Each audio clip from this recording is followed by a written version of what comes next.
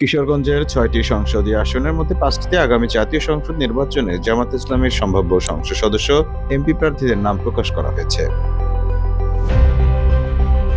সম্ভাব্য প্রার্থীরা হলেন কিশোরগঞ্জ ১ মোসাদ্দেক আলী ভূঁইয়া, কিশোরগঞ্জ ২ শফিকুল ইসলাম, কিশোরগঞ্জ ৪ মোহাম্মদ রোকন রেজা, কিশোরগঞ্জ ৫ রমজান আলী এবং কিশোরগঞ্জ ৬ কবির হোসেন।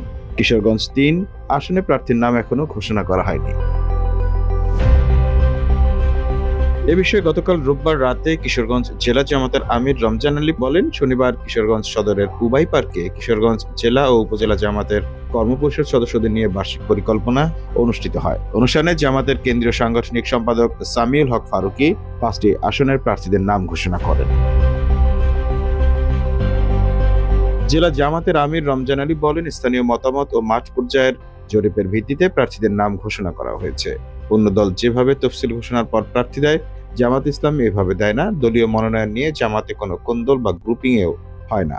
নির্বাচন কোন সময় হবে সেটা নিয়ে জামাত ইসলামী বসে থাকে না। নির্বাচনী প্রচারণা ও তৃণমূলের মানুষের কাছে গিয়ে তাদের দুঃখ দুর্দশা ভাগাভাগি করে নেওয়াটা এ দলের নেতাদের নিয়মিত রুটিন কাজ। Mamun Mahfuz, time news desk.